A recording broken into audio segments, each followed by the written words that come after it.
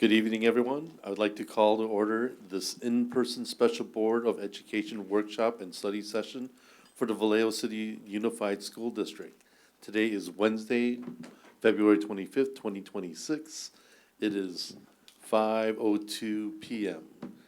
Let's begin with item 1A, roll call. Trustee Hodges. Present. Trustee Fox. Present. Trustee Young. Present. Vice President Flores is absent. President Amboy. Present. And we have a quorum. Thank you. Please stand for the Pledge of Allegiance.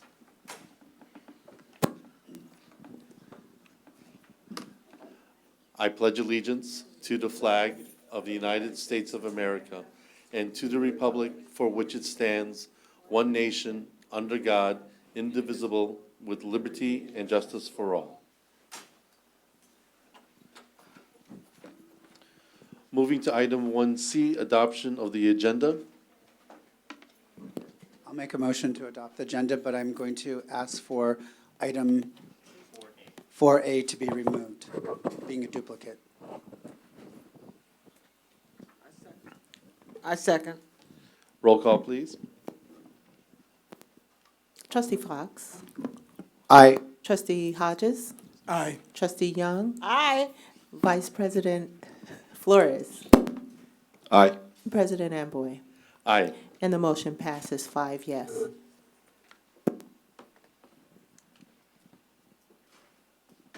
We will now proceed to number 2, consent. We have a few items on the consent calendar today.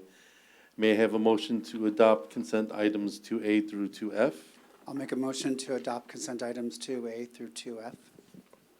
Do I have a second? I second. Roll call, please. Trustee Fox. Aye.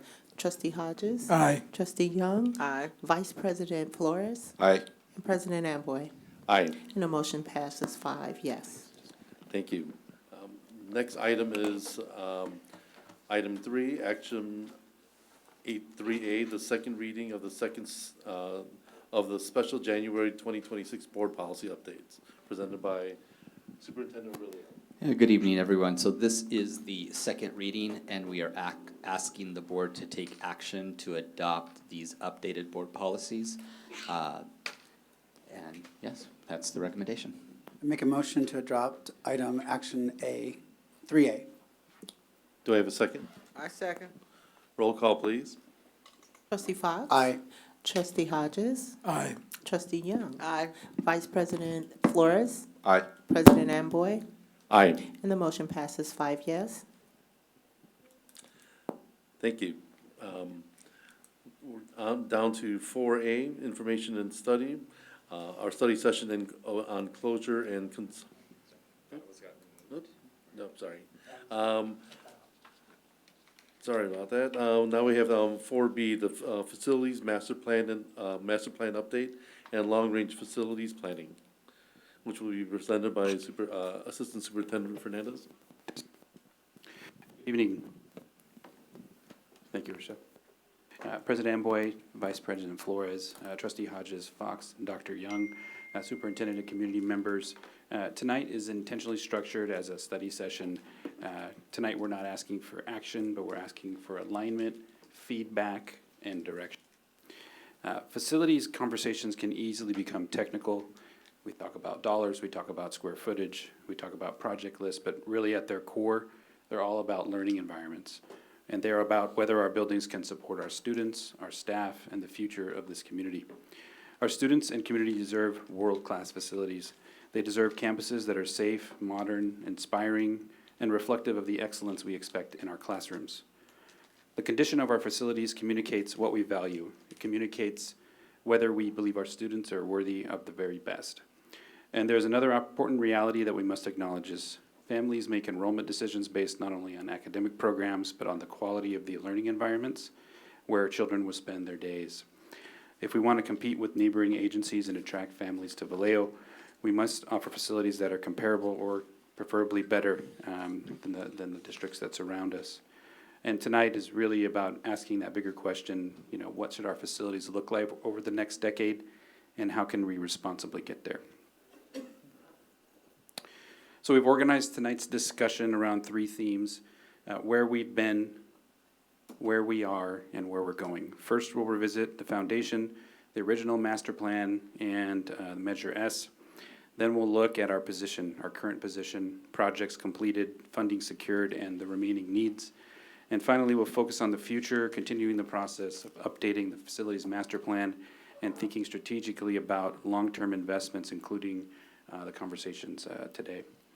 As we move through this presentation, we'll pause occasionally to invite your questions and feedback, and look forward to those questions. Because this work is not just about maintaining buildings, it's about revitalizing those learning spaces I mentioned in a way that really revitalizes our district. It's also about creating the environments that attract our families and strengthen our community. Before we begin, I want to acknowledge and introduce the team who helps lead this work every day. I have the pleasure of working with Valeska Ames, our Director of Facilities and Bond, George Tisby, our Director of Safety and Custodial Services, and several of our operational partners who are here, who support the implementation of these projects across the district. We are also joined this evening by Aaron Jobson from QK Architects, who has been an important partner throughout the years in helping us think strategically around educational design and long-term facilities planning. Aaron, take it from here. Thank you, Ruben. I also want to introduce Deanna Ariza, who is part of the QKA team and will be working on going forward and will help me with the presentation tonight. And also thank Lyanne Schuster, who has also been working with the district for 10 to 12 years, but is on a plane to a destination far away on vacation today. So that's a really good reason for not being here. So as Ruben said, we want to start with kind of looking at where we've been and improving school facilities in building school facilities is a long-term project. Unfortunately, the world we live in is no school district has the money to do everything they can or want or should be able to do to their facilities at any one point in time. So it really takes a continuous process of planning and execution and planning again. And QK is proud to have been a partner of Vallejo City Unified in doing that for many years. Our involvement goes back, I think, all the way to 2010, but we started with facilities master planning in 2012 and went through a few cycles of that. You can see here. I won't kind of go through all the details, but the intent of a facilities master plan is for it to be a living document that reflects the needs of the district and is revised and updated as those needs and conditions change. And that has happened throughout the past decade, really, of creating an original version, updating that as school boundaries and configurations change, as enrollment changes, as funding is available, as projects are completed, as new things come online, as new grades get added, right? As transitional kindergarten becomes a reality, things like that. So we have done some incremental updates to that, but we are at a juncture now where it really makes sense to do kind of a wholesale re-planning effort and starting from scratch. And that will really support continuing the facilities improvement process into the future and building on the success that we've had with Measure S and hoping to make even bigger improvements to the school facilities as we go forward. So this is kind of a little bit of a text update to that, so I won't go through all the detail here, but just that there have been significant improvements, really a focus of the master plan over the last few years, and the planning has really been on protecting the core infrastructure here and doing the sort of things that we often term kind of warm, safe, and dry, focusing on safety and security, on replacing HVAC systems that are out of date, on roofing, on addressing ADA and dry rot restrooms, things like that are really core. And so that's been the focus. You can see here that the district, if we look at the 2019 was the last time we updated the FMP, and it was $750 million. If we just do a simple escalation based on construction cost indexes, that's almost $1 billion in need. And Measure S has been a great source of funds to help address some of those needs, but as you can see, it's really just a piece of that need. And the district has also been fortunate enough and worked hard at accessing state matching funds from the Office of Public School Construction, or OPSC. That has really helped supplement that Measure S and really leverage that. You can see that the amount of funding that's been received and applied for has almost doubled the impact of the local funds that have been provided under Measure S. And I think April from King is gonna join to talk about the specifics. Did we get her there? Yeah, go ahead. So when you said because I know just like the price of lumber or the price of anything, so you're talking about the big increase just to get anything. Is that what you're talking about, I know there was lots of tariffs, lots of different increases we've heard this last 2 years with inflation. Is that what you're talking about, the big difference from where we were, but now to meet our threshold, it's so much greater because of those factors? Yeah, so the difference between those two top right numbers is all of that. Is all of the same things that would have cost $715 million in 2019 cost $971 million now. And that's because of 100 different factors, right? It's probably normal, like construction cost escalation, inflation every year, right? That adds up over a 6-7 year period. But there's also we went through COVID during that, right? And that was a huge disruption in cost impact, and that raised construction costs along with everything else. So there was, extraordinary inflation, as we all remember, during those times, and construction cost has gone up more than most other things. And that's a whole number of factors, but that's obviously something that we keep close track of. So we can't do as much as we want because of everything's been raised so much. Yeah. Thank you. Trustee Dean? Does that include tariffs, or is that something else we gotta worry about? So that is a backward-looking index. So that is saying how much, essentially the number that we use to escalate that. There's a construction cost estimator that we work with, and they take a typical classroom building, and every quarter they just bid that out and figure out how much would it cost to build that same building and how much does it cost relative to it cost years before. So it's saying when we did this calculation now, that same stuff would have cost. It's not trying to predict what things are going to cost in the future. So to the extent that those tariffs have already hit and had an impact on construction costs, they're factored in. To the extent they might in the future, that's a different calculation. That we're all of us are trying to predict what that impact might be in the future. But we always, when we're designing a project, when we're building a project, when we're going through that process, we always try to factor in a allowance, a contingency for that cost escalation over the course of whatever project we're looking at. But obviously that's everyone's best guess at that. Thank you. Trustee, Dr. Young? I'm interested in the cost factor, and my question is, is that a certain percentage?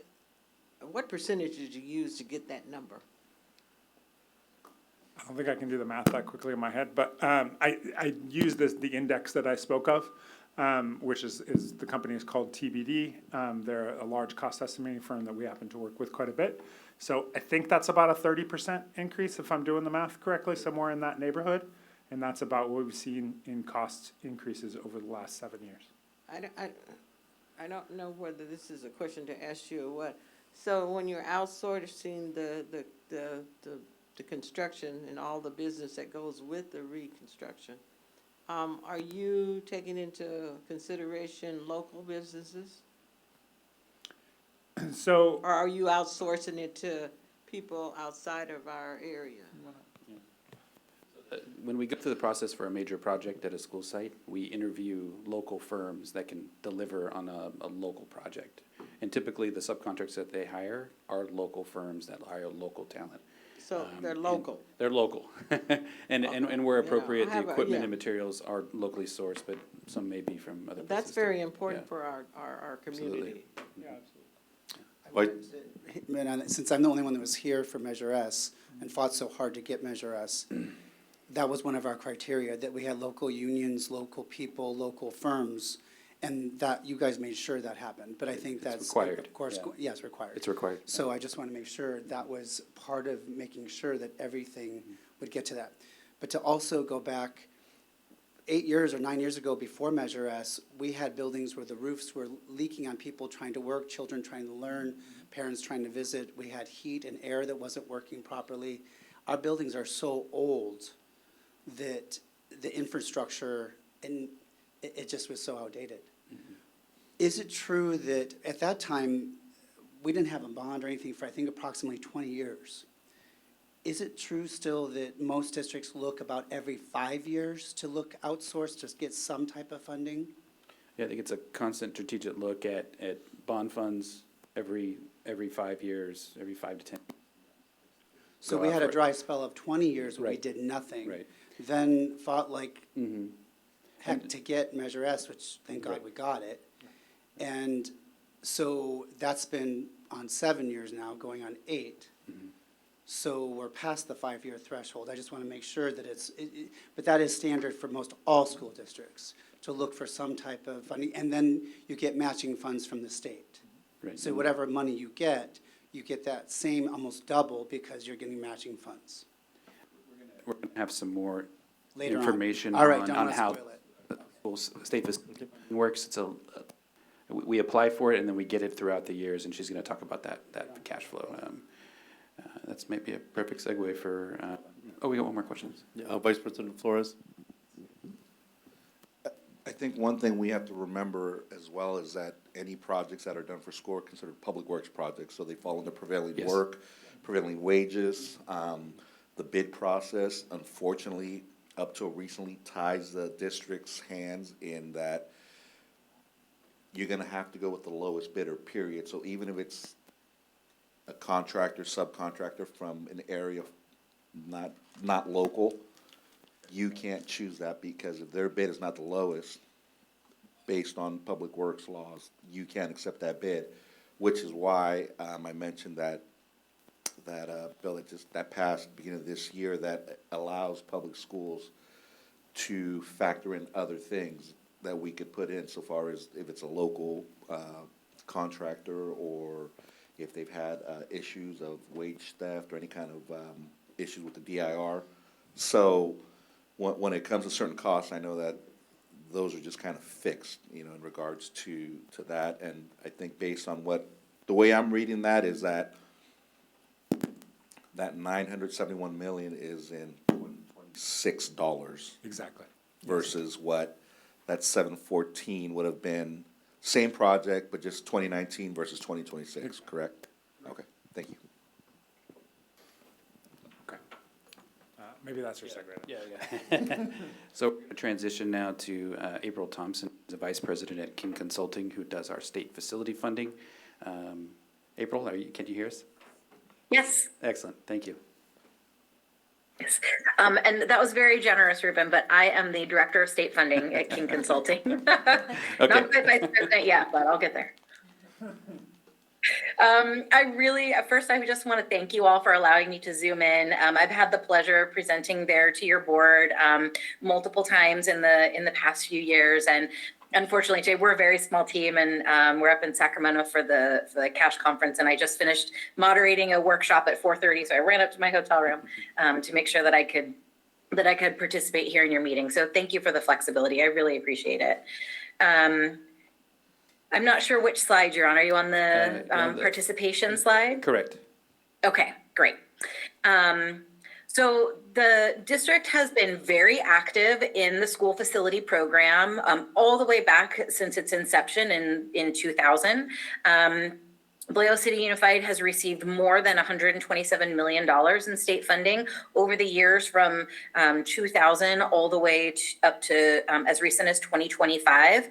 And I've done a little bit of calculations. It took about $111 million in local funds to match the amount of state funds. So some of those are modernization programs that have a 60-40 matching amount. So the state share is 60%, the district share is 40%. Some of those are new construction applications that those applications are split down the middle with the state. So it's a 50-50 share. But in total, it's that $111 million. So the state funding really allows those local dollars to be stretched and go even further. Just out of that $127 million, just in 2024 and 25, the district has received over $12 million in state funding. And you have another 12 modernization applications that are currently in line and within bonding authority for $41.7 million. In addition to that, we're constantly working with your team. You have a really great facilities team over there in Valeska, and Ruben and your team that you have. And we meet with them on a regular basis to make sure that we're staying on top of whatever projects you're doing and matching that to your funding eligibility, all these different pots of funding that you have available. So right now we have another $13 million in modernization applications that are queued up to be submitted in 2027 when that specific eligibility at those sites becomes available. So next slide, please. The way that that $41 million that you're in line for, as well as that additional amount that we are working on now, that other $12 million, that adds up to about $55 million in state funding. And we estimate, based on the state's current workload timeline, which is about 3 years from when you submit your application to when they're actually picked up and processed. And then the state has to sell bonds in order to fund those applications and actually give you, cut you a check. So we estimate that $55 million is going to hit your bank throughout 2026 all the way into 2031. And you can see how that's broken down by site. Your applications that we submit are by site, by project. So that's why they're broken out this way. All right, next slide, please. Can you clarify, it is a three-year wait? Yes, it's about 3 years from when you submit your application to the Office of Public School Construction until they actually pick it up and process it and process your fund release. It's about 3 years. So in addition to the applications that we have already submitted, you still have more modernization eligibility currently available, about $11.2 million right now at the sites that you can see listed here, at Cave, at Glen Cove, John Finney. You still have a good amount of eligibility that can be submitted for today. Now, modernization eligibility can be used to improve existing facilities. So those are roofing projects or HVAC, or tearing down old portables and replacing them with new classrooms. It can be field projects. It can be pretty much anything that is going to improve the existing facilities that you have. The district also has what's called second round modernization eligibility. I know I touched on this when I was there last time, but that was a couple of years ago. Because the district was so active in the very beginning of the program in the early 2000s, that means that in 2000, you already had portable buildings that were at least 20 years old, or permanent buildings that were at least 25 years old. So you were able to get funding for those buildings. Well, now here we are in 2026, and those buildings are now turning over again. So the funding that you already took in the early 2000s, the pupil grants that you requested on those applications are being given back to you, sort of put back in your bank of eligibility for you to draw down again for new applications. So we can calculate when that eligibility is available down to the day that the state allocation board approved those applications. So, and that second round modernization is separated out by the type of building that generated it. So your portable buildings can be replaced at Cave, Hogan, Stephen Manor, Vallejo High with this $2.7 million. So if you have those old portable buildings are still on those sites, you can use this funding to replace those old portable buildings. Next slide, please.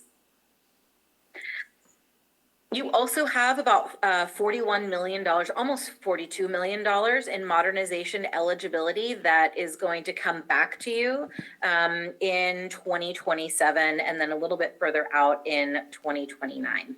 And the eligibility for Hogan, Cooper, and Pennycook, those have already been drawn down, meaning that they're not shown here because we already have applications that we're planning to submit for those, for that eligibility. So this is what you have remaining, is that $42 million. All right, are there any questions? Got a couple questions. Okay. Vice President Flores? If we go back to slide 6, I noticed that for funding for the future, they have, what was is it slide 6? My apologies. Slide 7. We have funding for Lincoln and Pennycook in there. With the Yes. closures there, how does that Those change anything? Or- those applications were submitted before those sites closed. So the work that's gonna be there, is it gonna be more repair? Those or- applications are gonna be reimbursements for projects that you've already done. Right, so we'll be able to use it for other projects across the district. Yes, Yeah. exactly. When you're getting reimbursed for these projects, you've already done so much work and construction on your sites. So we take those projects, they already have approval from DSA and CDE, we submit those for funding. The district has already spent the money on those projects. So when you get this funding back in, 3 years from the state, it goes into your Fund 35, and then you can spend it anywhere in the district on other high priority capital facility projects. Okay, thank you. Any other questions? Trustee Hodges? For the second round, you mentioned that some of that funding can be used to replace portables. What are we replacing the portables with? Does it have to be another portable, or can it be a permanent structure? It's up to you. You can replace it with portables or with permanent structures. And to clarify it, you can use any of your modernization eligibility to replace buildings, to replace existing square footage. But the second round modernization eligibility that was generated by those old portable buildings, that can only be used to either replace or modernize those specific portables. So we always break it out because we don't want it lumped in with all the rest of your eligibility, because it has a few more requirements in order to use that funding. Trustee Dr. Young? Okay, my question is, the replacement of the portables, there's 4 schools, but how many portables are on each one of those school sites? This that enough- specific is that enough- eligibility is tied to the specific portable buildings that generated that eligibility. So it's very specific. That means that the portables that generated this eligibility were on the sites when this funding was taken back in 2000 or 2002.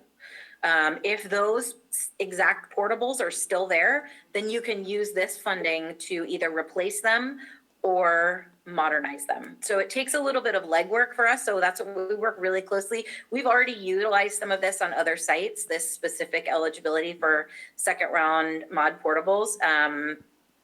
But it takes a lot of coordination between us and your district staff as they're doing projects to identify the exact portable that you want to do the work on or you want to replace to see if it applies to this funding. Okay, with the inflation the way it is, was that configured in that amount that you're showing, the 14? Is that configured for the inflation? And portables don't cost the same as they did into it. So we're looking at something that's maybe doubled or tripled in price? Yes, so your eligibility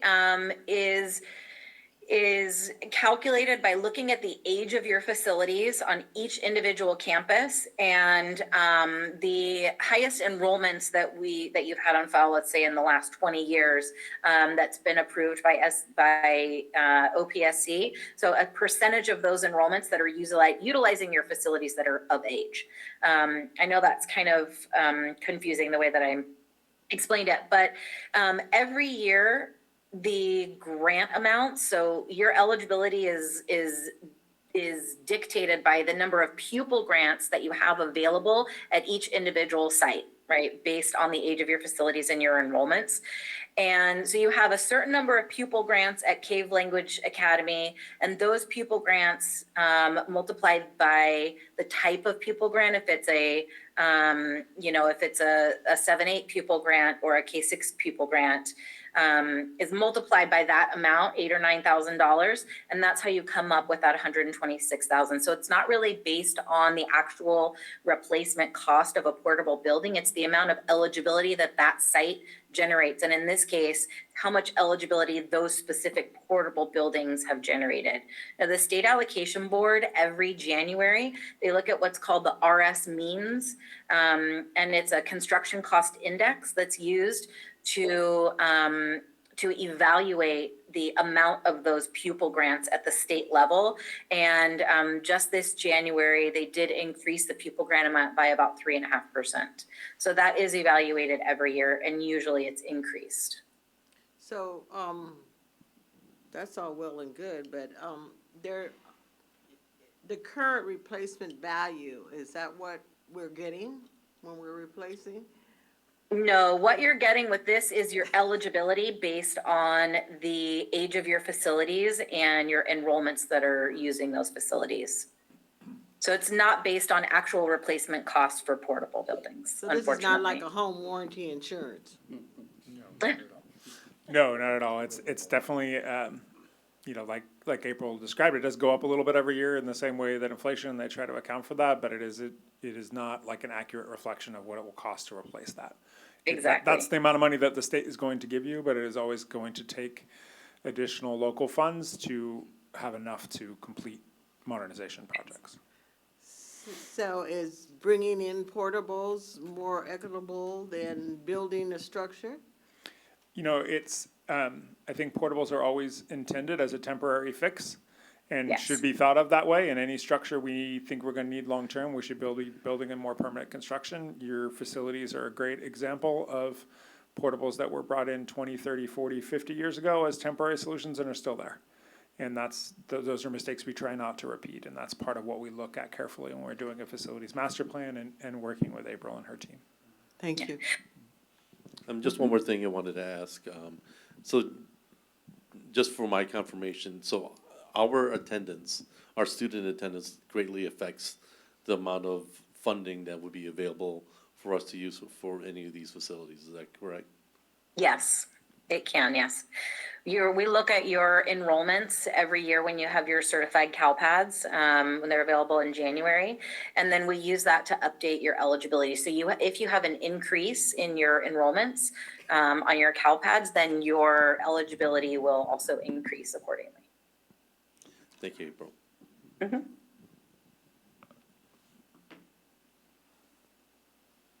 Any other questions on the state facility funding? Great, thank you, April. All right, thank you so much. Enjoy the rest of your evening. All right. So we're gonna shift now, Director Ems is gonna take us through the projects where we've been and give you a little bit of understanding of where we're continuing to go. Good evening, President Amboy and trustees, Superintendent Aurelio, and staff. Okay, so for our Measure S project, completed projects, as you guys know, we've been doing a lot of work. We continuously do a lot of work, and this summer we actually have Jesse Beto Athletic Fields starting construction. We are currently in the process of selecting the contractor that we're gonna go ahead and pick to take this project to life. A lot of the work that we have done at Hogan, you guys have seen that we did the full modernization of Hogan auditorium, and then we did a lot, like the whole school site received complete new roofs, new HVAC, new ductwork. Few of the restrooms were upgraded, and we did a lot of ADA upgrades and a lot of the parking lot upgrades as well. We did some of the front lawn as well, the side lawn, and we have done a lot of that work. And a lot of our school sites projects have been pretty similar, with the exception that Hogan was the one that received the modernization of the auditorium. But so most of the jobs that we've completed so far has been roofing, roof repairs on some of them, the ones that have still pretty good life on them. We have done coating that have extended our warranties up to 20 extra years. And so that has saved us a little bit of money as well. We've done, like I said, a lot of the roofing, a lot of the upgrades on the restrooms and all of that, and we continue doing that. So we're trying to now, with the leftover money of the bond, we're trying to strategize and see if we can do something a little bit more different. So pretty much, like I said, we continue to do, modernization of the sites. Our next round is gonna be Vallejo Charter. And after Vallejo Charter, we're gonna go ahead and also potentially do like a bigger modernization at that mini, because we are having problems in some of the modular buildings that we currently have with foundation issues. So we're looking at all of that. If we can go to the next slide, please. So as you guys can see here, we have Glen Cove, we have Stephen Manor, and that the picture on the right is the restroom at the auditorium of the Hogan Auditorium, which it's beautiful. I wish all of our restrooms could look the same with the tiles, but we wanted to make the auditorium to be kind of like grand.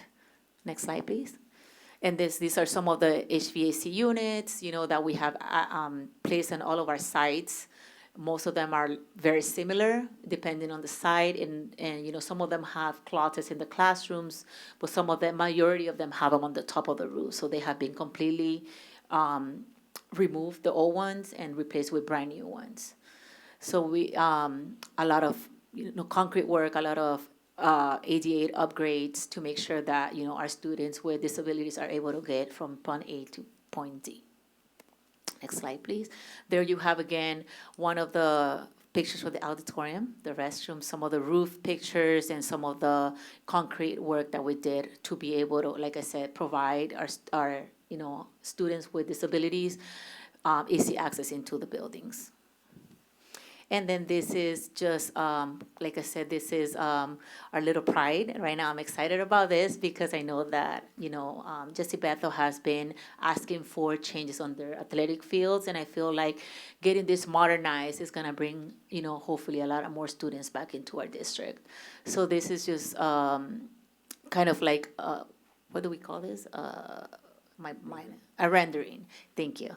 A rendering of what we think that the fields are gonna look like. And we decided initially we were gonna move forward with doing just the football field as synthetic turf and do everything else with fresh grass, but we decided to Fernandez decided to do all of our other fields as synthetic turf to just have less, having to not do so much of the maintenance portion of it. Because a lot of times what it creates when you do put fresh grass, if a sprinkler breaks, then, then you start having patches around it. So just trying to give the site and the students, a better looking field. So this is what we got going on right now, and we're excited. This graph over here is pretty much talks about all of what we have initially go out, what the bid came in, where it says GMP is the guaranteed maximum price of the project, of each project, what the change orders have been, and those have been pretty much deducted change orders.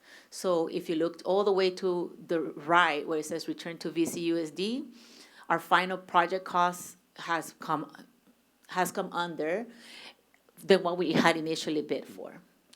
Yes. Trustee Dr. Young. Back to Jessie Bethel. Assessed control improvement. Can you clarify what that means? So we are currently, we just got actually DSA approval to have a better access into the front of the school.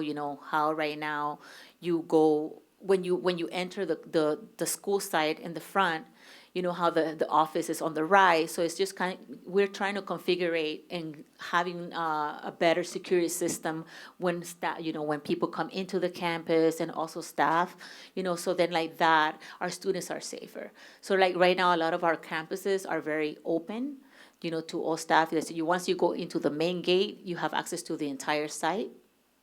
So it's just kind of configuring some of that stuff. That's not Jessie Bethel specific we're talking about. we're talking about all the sites, but we're going school site by school site. We are gonna be doing Vallejo High School as well during this, hopefully this summer. We're in the process of getting all the bidding documents together to go out for bid.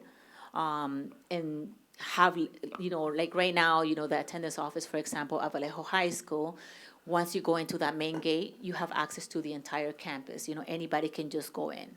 So there's gonna be another gate by where the attendance office is, and people are gonna have to go to a different way in order to get access to the campus. So there's gonna be gates around the other sides of the school and even by the portables, the back, where the Corbis entrance is to the parking lot, that's all gonna be configured. Just, so right here, when we did the district office entrance, that was kind of our pilot to see what our sites will look like in the future. So we're going side by school side. We're picking like the ones that has the major problems, which are the high schools. Okay, thank you for that. My main concern is that when that football field gets, ready to use, you have a major problem there, because it's one way in and one way out. One way to the field, down, one way to the field, back out. But I think the athletic field at Jesse Bethel is only more for practice. It's not, because the One main. way in and one way out, even for practice. I mean, it's not, oh, you're not gonna use it as a real field? No, I mean, it's only for no. practice, from my understanding. Well, it's gonna be, it can be used during the day. We've built some capacity in for lighting in the future. But as a part of all projects, DSA looks at safety, egress, and ingress to make sure that it's up to code. Aaron can probably talk about that a little bit more. But that's something that we have to go through with the state architect to make sure that it's approved, that we have an access way out. Yeah.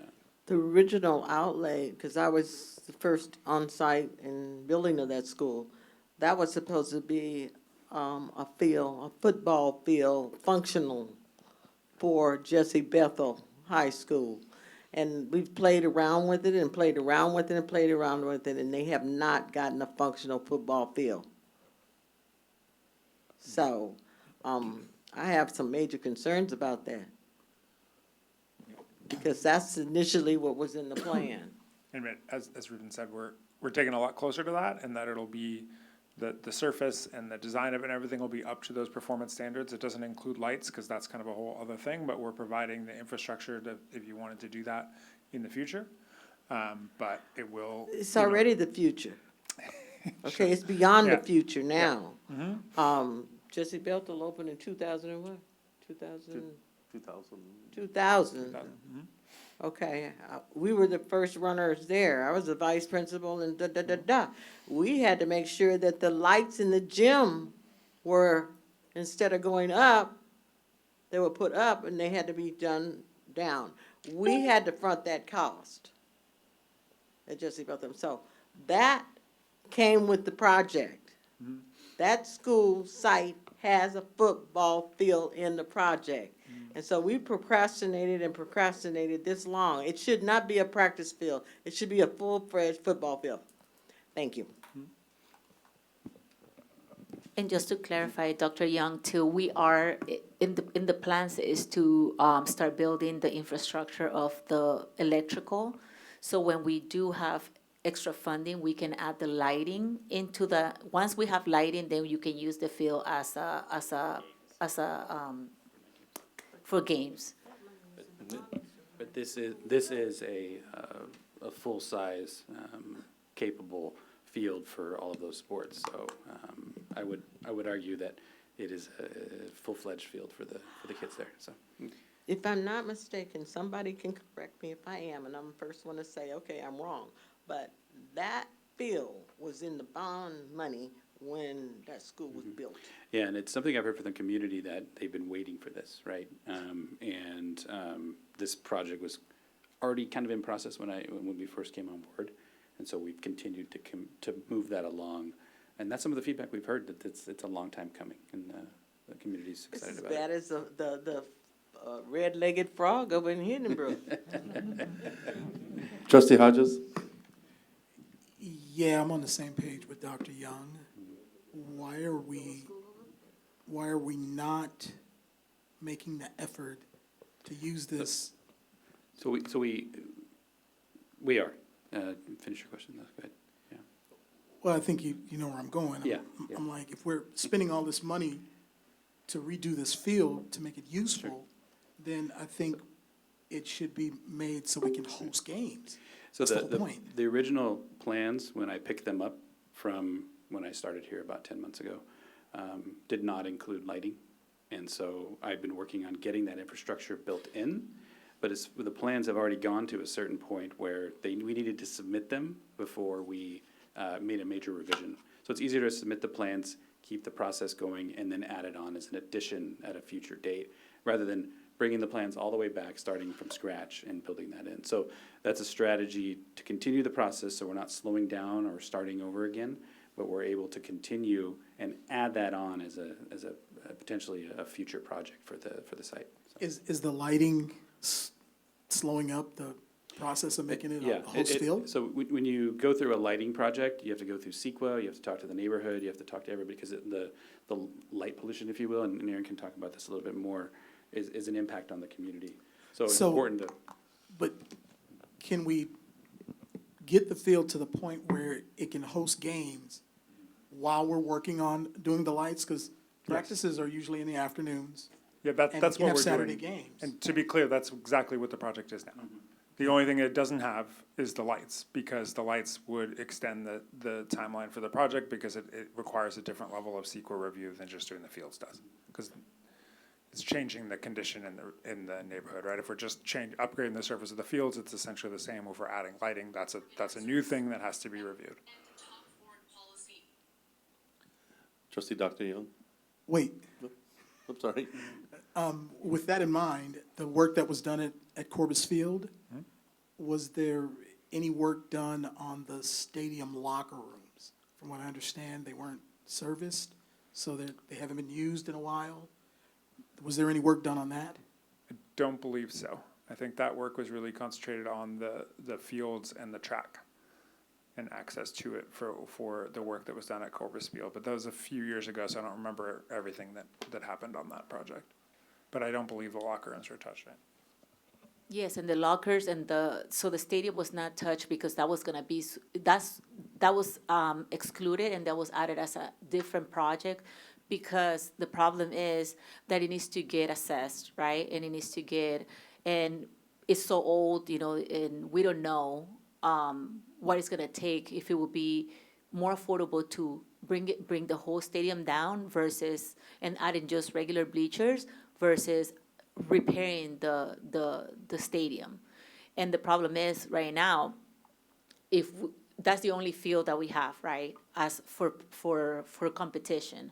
And until we have the funding to be able to get that, upgraded, if we bring someone to assess the building, and then they come back and say, no, it might have issues where you cannot have staff or kids use it, and that's why we didn't touch it, because we didn't have the funds. So if they can go ahead and shut it down for us completely, where you won't be able to have games there or utilize the area. But that sounds problematic, because So I think If- another way to clarify that is, at the time when we did the Corpus Field project, and kind of relatively early in Measure S, there's a lot of work that needs to be done and only a limited amount of funding. And essentially, I think what Valeska's trying to say is that we figured the proper course of action is probably to replace the bleachers in their entirety, rather than try to repair and upgrade them and the locker rooms that are associated with them. And that wasn't something that was funded under Measure S and that we had funds for. We felt that funds needed to be, the district felt at that time that those funds needed to be concentrated on the roofing and HVAC projects across the district. So we addressed the field at that time, and then, the plan was to sort of come back and deal with the bleachers and the locker rooms at the end of the bond program if there was additional funds. But these are exactly the kinds of questions that we will get into and help resolve as part of the master planning process.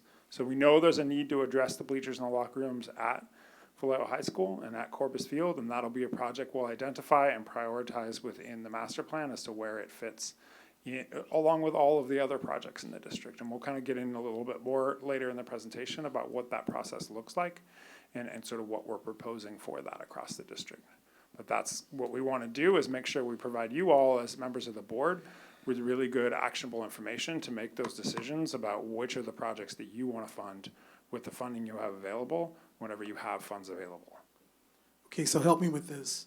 What I'm hearing is that we put the bleachers and the stadium, that whole structure on the back burner. Yes. Because we're afraid that it's in such disrepair that it may be condemned, and we couldn't use the field at all. I mean, I think that's kind of a worst case scenario. I think that the way I would rather put that is that we didn't feel like it was, we had the funds or could allocate the funds to do a complete replacement of those bleachers, and we felt like that was probably the best course of action. We didn't feel like it made sense to spend a bunch of money kind of repairing and upgrading those bleachers, that they needed to be replaced, and that wasn't something that we have in there. We have no one has done a structural assessment of those bleachers. So I can't say whether, what their condition is, and I want to be very careful about not speculating about that. But I think we identified a cost in the master plan to replace those bleachers, and that was one of the projects that was considered, and it wasn't funded, so it was put on the back burner, as you said. Okay, so I hear you, but my concern is that if we continue to delay any kind of assessment, and there is some issues with the structure, and we're hosting games there, there's liability. Absolutely. And that's something we can look more into and do an assessment if that's what you want us to do. And I would just be careful to emphasize that we know they're old, right? Everyone knows they're old. They're concrete structures, they wear out over time. We don't have anything beyond that tells us they're unsafe. We just know for those types of structures, it's not going to be fiscally responsible to upgrade them, that they should be replaced with modern aluminum bleachers. And that's kind of all we're saying at this point. If it's something that we want to look at more carefully and do an assessment of, we can definitely do that as part of this master planning process. Trustee Dr. Young? If we're going to market our schools, our high schools as equitable, academic, athletic, clubs, whatever, we're gonna have to have the same accessibility, no matter what school you go to. So, right now, we don't have that equitability because you have a practice field that you're practicing on, and then you have a real field that they actually playing on. So that's not equitable. A high school is a high school. High school should have a high school football field. Right.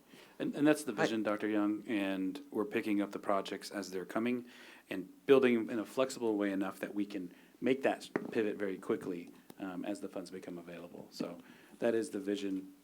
Our high schools deserve those types of facilities. I just want to say that at one point in time, every school and a semi-pro team used Corbis Field. Right. So I think if it came to a point where we were working on that structure, we should be able to find a place to have the kids play. Great. Trustee Fox? I just want to reiterate what was already said, that when we first got Measure S, before that, when I'd go to different sites, people were working with rainwater coming down on their desk. People were working with no heat, no air. So our first priorities were to make our schools safe and comfortable for the students, workers, and families. So we put a priority of what must be first. Unfortunately, the things you're talking about, we have too much need. We need too much money. Measure S could not cover all of these things because our district is so old. And that gym or lockers are so old. So we had to first stop putting Band-Aids on things for heaters and roofs and take care of those, and that's what we did. So, but there wasn't enough money, and there's not going to be enough money. So that's why we're looking at extending a bond so we can keep making the district modernized to 2026 standards. And I knew that starting Measure S, we would only get enough money to do X amount of work to try to bring the district up to a certain par. We're gonna need a lot more money to bring it up to the standards we need it to be. So I agree 100% that I want to see all this stuff happen too. But you have to remember, we had to do what was priority, make the site safe first. If the roofs aren't working and the heat and the air isn't working, you don't have a place kids can learn or people can work. So we did what we had to do, and now this is where we are, and this is our next phase, what we have to keep going. So I hear your frustration, but I lived through it, and I know what decisions were made and why they were made. The money was spent very well, at least in my opinion.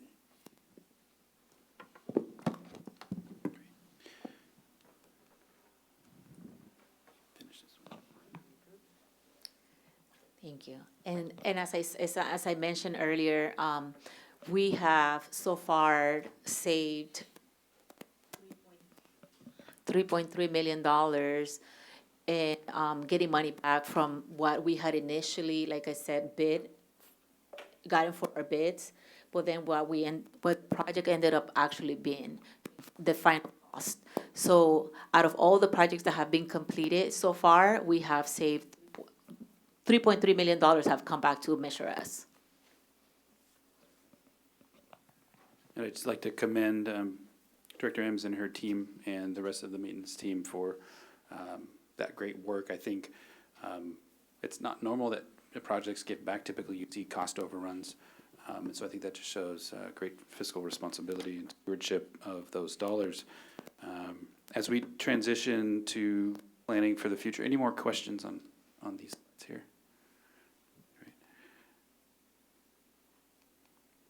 As we shift towards planning towards the futures, we're talking about how, again, how facilities impact attendance, staff retention, health, and student achievement. Our team of architects here will talk through how that impacts learning, how that impacts families making choices to come to our school district. And I'll pass it over to Aaron now. Thank you. So, as Ruben said, we want to look towards the future. And so we wanted to start to kind of talk about some of the things that we think about when we're starting to plan facilities. I'm sorry, that jumped. Oh, okay. So one of the things that Ruben asked us and that we talked about going into this presentation is we want to think about, we have an opportunity now that we've addressed some of the warm, safe, and dry and kind of done the things, addressing the issues that Trustee Member Fox is talking about, to now look beyond that and how can we upgrade those schools and to really, so we brought a few examples of other projects we've worked on in the Bay Area that are kind of examples that we think that we'd like to kind of hold up as where we'd like to take Vallejo schools to. Now that we've kind of put the Band-Aids on and we've kind of addressed those issues, where can we go from here? So these are a couple of examples of elementary school campuses in Marin County that we've worked on that were existing campuses of a similar age. There are a lot of schools around the Bay Area that were built, in the late 40s and early 50s and into the 60s, just like the ones in Vallejo.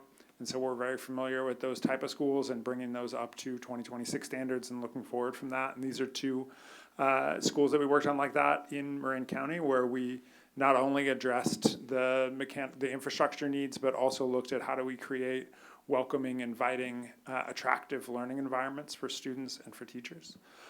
So whether they're kind of new courtyards and play areas like you see on the upper right at Bay Sitch Elementary School that really provide play environments for kids that go beyond ball games and really provide those spaces for kids to learn, but also to interact with nature.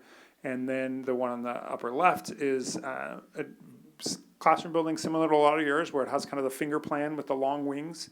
We're able to renovate those classrooms, but also make small additions to create some of the breakout spaces that you see on the bottom right, to provide a variety of learning spaces to support different teaching and learning styles beyond just 32 kids and a teacher in the front of the room, which is not what education is anymore. So those are things that we can do, building on the good bones of the infrastructure that you have. And in other ways, sometimes it doesn't make sense to do that. And sometimes those facilities are too far and it makes sense to replace them. And so this is a project we just completed in the Richmond-San Pablo area for West Contra Costa that is a campus replacement for Lake Elementary School, where over the period of 2.5 years, we rebuilt this elementary school in multiple phases as the school was still operating on that site. And so these are images of that new school that's replaced that existing school. And that's something that we also do quite a bit at schools around the Bay Area, that because sometimes they're gone to a place and the district wants to take that approach, or we're gonna replace this facility rather than upgrade it. And then similarly at the high school level, a school that you guys are very familiar with at American Canyon High School is the one that Lyanne and I worked on and that our firm worked on, and was really looking at what does 21st century learning look like at that point when we're designing that in 2005 or 2006. That was kind of how we thought about things. We don't usually use that phrasing now that we're a quarter of the way through, but really thinking about what does that high school look like? How do we create small learning communities? How do we do that on a new campus? But also, how do we incorporate those ideas into existing campuses too? And this is an example of that. This is at Homestead High School, which is in Sunnyvale, that we've worked on for over 10 years, executing probably 10 plus projects in different phases of both modernizing and strategically replacing some of those buildings. So the image on the bottom and the upper left are an old classroom building that was built around the same time. In this case, a 2-story concrete building that we did a complete seismic upgrade of and retrofit of to create modern learning environments. And then that didn't make sense for the cafeteria, and we replaced that building with a new building. So those kinds of processes are what we're doing in schools all over the Bay Area, and what we want to look as examples as we go into developing master plans for Vallejo and figuring out what do we need to do to your school facilities to bring them up to that same level and help attract students and families. So that leads us really to why we want to update the facilities master plan. And that is to really create this long-term vision for what school facilities should be in the Vallejo City Unified. What are our educational facility needs? What do we need to do to the existing facilities to meet them? It also gives us an opportunity to really update the document, update the plan to respond to the significant number of changes that you guys have had in terms of school consolidation, in terms of enrollment, in terms of programs on your campuses, and make sure that our facilities planning reflects that. And it gives us an opportunity to re-engage with school communities as core partners in that process, and make sure that we understand the needs of parents, of students, of teachers and staff on each school site, and really focus on what are the things that we can do to best support education. And we also know that, and one other thing is to, in the future, to qualify for all the funding that April talked about, the state now requires a master plan be updated every 5 years. And they just released a month ago very specific requirements for what that is, which overline with our typical process, a few little tweaks we have to make that we've worked with April and her team on a number of times already. So that it's now going to be required that we update this every 5 years to continue to get that funding. And it also gives us an opportunity to understand that the quality of facilities affects the quality of education that happens within them. And that's something that we pay a lot of attention to. All we do is school design. And so we look at things like research and things like that talk about what those impacts are. This is a study that we often reference that was done about 10 years ago in the UK that looked at a broad set of classrooms and a broad set of schools and communities, and looked at how the quality of those facilities affected the learning that happened in a bunch of different ways. And what it actually came up with is that if you look at the difference in achievement between the lowest achieving students and the highest achieving students across that study, that they attributed 16% of that difference to the quality of the facilities that those kids learned in. 84% is due to all the other things that we think about all the time, but 16% is a pretty good chunk of that impact, and that really has to do with how well those facilities support education. And they looked at that in these 7 different areas. And you can see the big chunk on the right is temperature, light, air quality. Those things make sense. If it's 100 degrees in your classroom, the students aren't learning a lot. And so we have to address those core things. A lot of that is what we've been working on the last 10 years, right? Making sure the buildings don't leak, making sure we have air conditioning, making sure we have good quality air quality and ventilation. But there also is a lot impact in color and complexity and flexibility and ownership and other factors that we want to make sure we're incorporating into the design and into the planning. One of those things is into air quality and ventilation. So we know that you guys have all been in a conference room, maybe this room, late in a board meeting where everyone gets real sleepy, right? And everyone gets real tired. And a lot of that is because we've all been in here exhaling a lot and there's not enough fresh air coming in, and so the CO2 levels are getting too high. And that affects learning, and it affects your brain. And so that's something that having adequate ventilation, this was especially important obviously during COVID because it also very much affects disease transmission. So it's something we were thinking about already incorporating the designs and is even more important now that we kind of understand that. So there's a big impact there on learning. All of this was kind of summarized in this report that I often reference, which was put together by the World Bank that brought together a whole bunch of different studies around the impact of facilities on learning. Included a link just to a Google Drive where we have a lot of these documents and studies if you want to read up further on that, but these are all things that we understand and can incorporate into the planning and design of your school facilities. So I wanted to kind of hand this off to Deanna to talk a little bit about what the master planning process is that we have planned going forward. But before I do this, I just want to pause and see if there are any questions about that.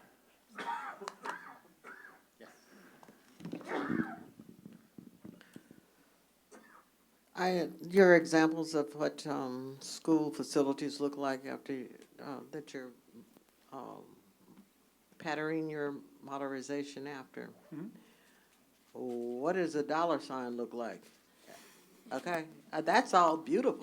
Yeah. But you know, the bottom line, we have a dollar sign that we have to be aware of in this district. And some of those districts that those schools are in, I know they're they're okay. You know, they're not like us. So I'm concerned about, you know, your vision of that's a beautiful school, yeah, but what is the dollar sign gonna look like? Are Yeah. we gonna fall within a radius of what we can afford? Mhm. That's gonna make our school systems just as equitable as theirs? Yeah, the dollar sign, that's all Yeah, I nice, mean- well and good, but Well, dollar sign. and to be clear, that's answering that question is part of this planning process. So identify, this is what we like this to be. We know we're not gonna get there in one step. We know it's gonna take multiple projects to get to that point. And we know that not everything in that picture is equally important. And so our job is to kind of identify that's the vision we want to get to, and these are the different projects that add up to that, and then to give you all the information to say like, okay, given all that, we can only afford X% of this, so I think this one and this one are the most important, and those ones are gonna have to wait till later. But we wanna make sure that we're always kind of looking beyond that, so that every dollar you spend is building towards that vision and not putting things in the way of that vision.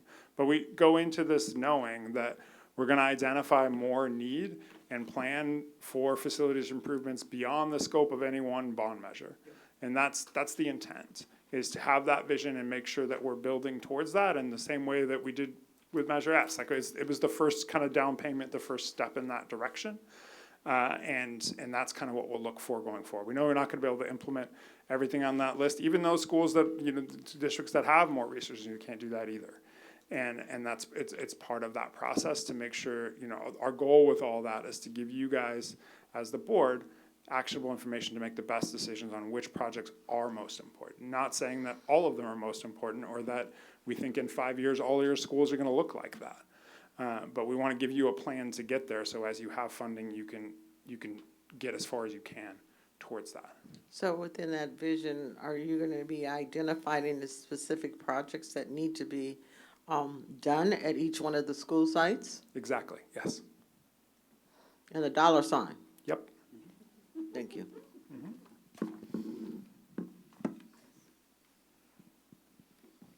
Trustee Hodges?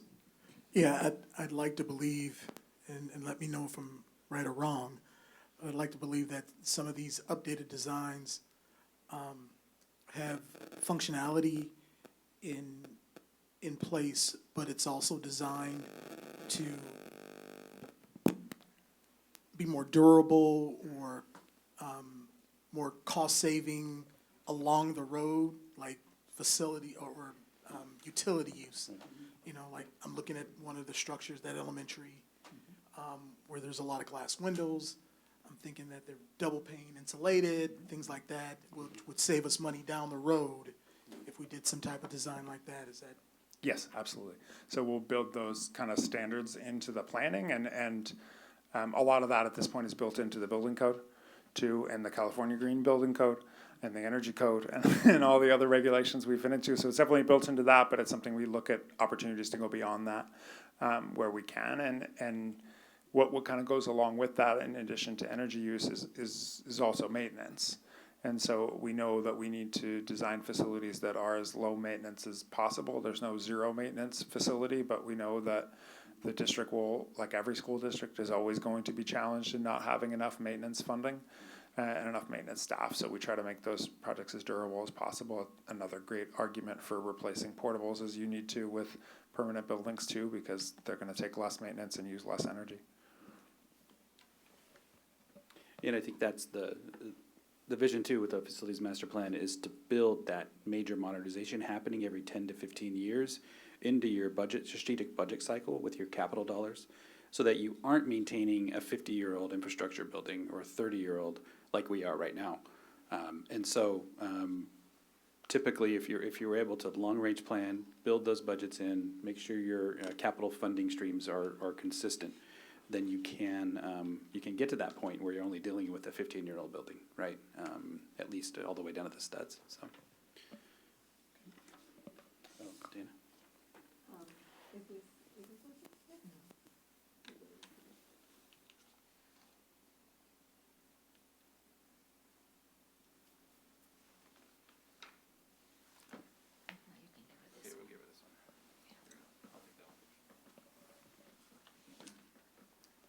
Thank you. Good evening.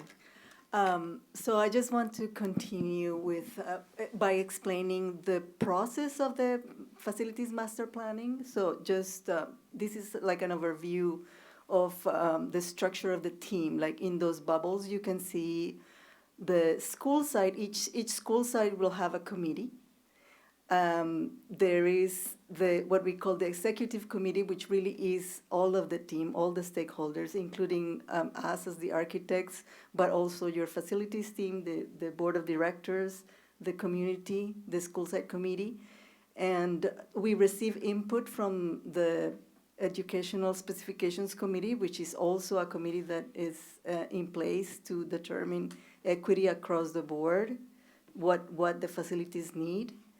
And all that goes to ultimately to create the facilities master plan that will be approved by the Board of Education. I just want to backtrack a little bit, but the purpose of the master plan is to identify the need at this moment in time and to plan for the future with a vision. It doesn't mean that all the projects will happen in the next 5 years, but because we are kind of looking into the future and what we want the facilities to look like, then there is a plan and there will be a budget. It's very high level, so I'll explain a little bit more in the next slide, but just to give you kind of an overview of what it is. So when we say facilities, what are we referring to? We're referring to the buildings, we are referring to the grounds, playgrounds, and we're also referring to those things that you don't necessarily see, like the infrastructure, like sewer, water, mechanical, electrical. To explain a little bit of the school site committee responsibilities.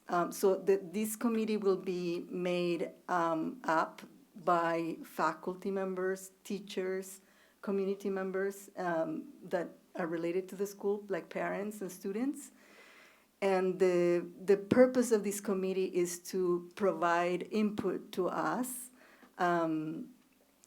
We will collaborate determining what are the needs of each school site. And as this moves along, we will kind of communicate.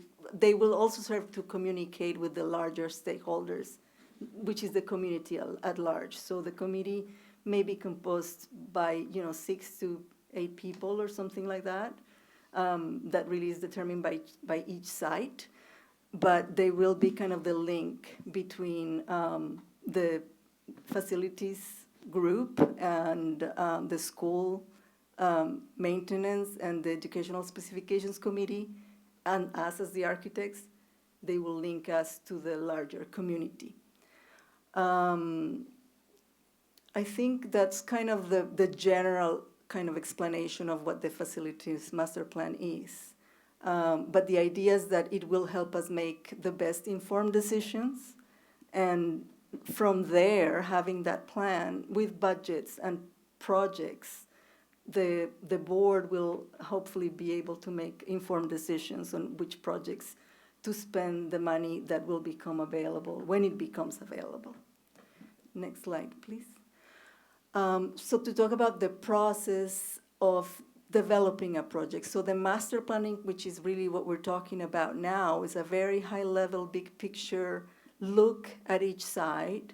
And it doesn't really go into the details yet of what the design will be exactly. It's really looking at types of spaces, number of spaces, and the goal is to look at equity across the board. Like what do you want your elementary schools to have? What do they need? Your middle schools, your high schools. And also to be able to determine projects, budget, and prioritization.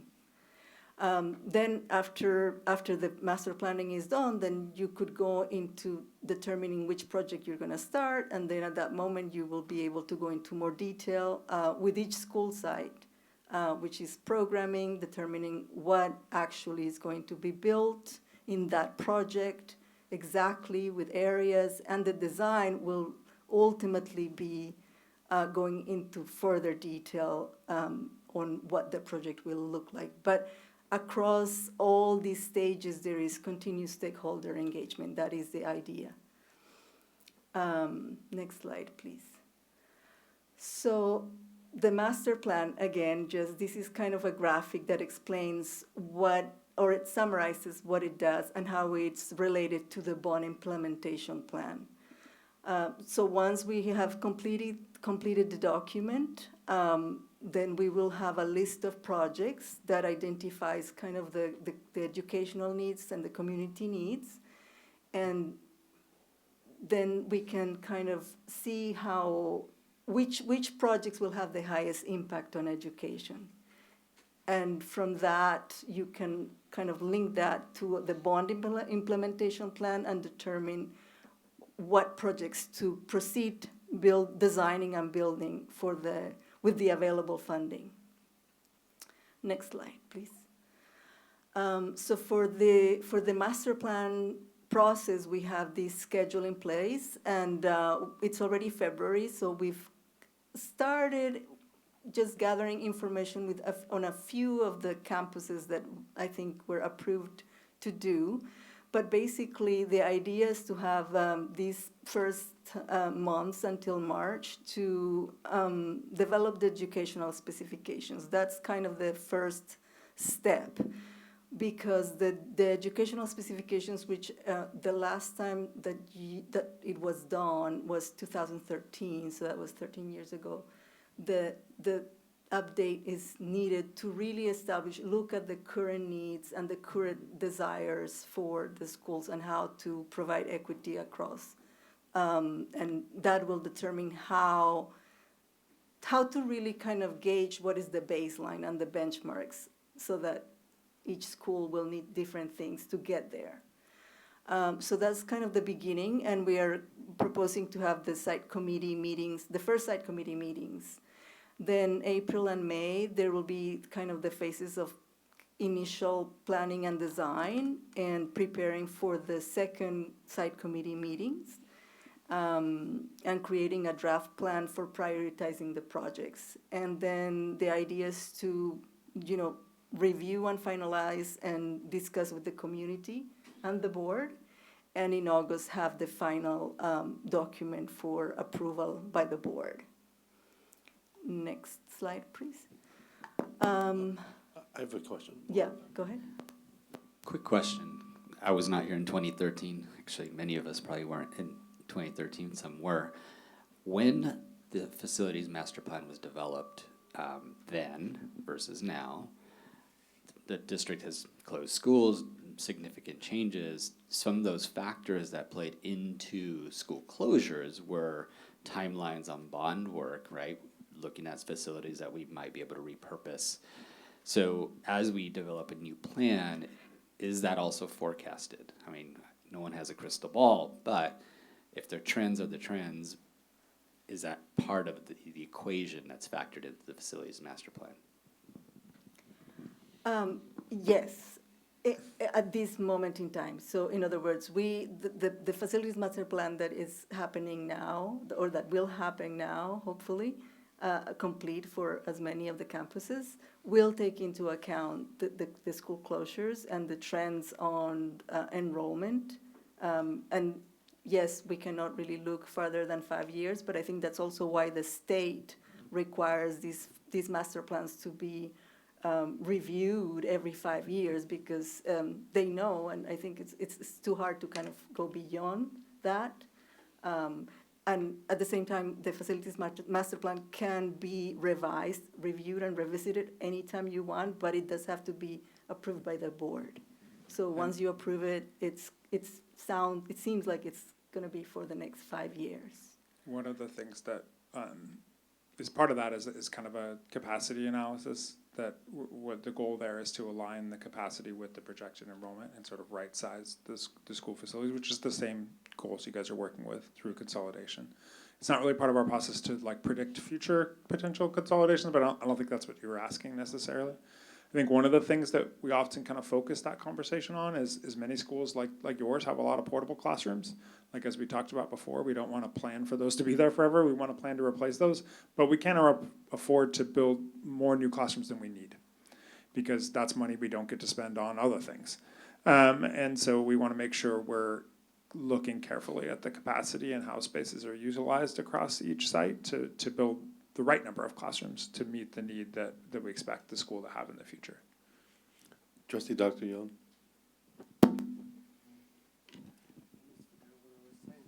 Anyway,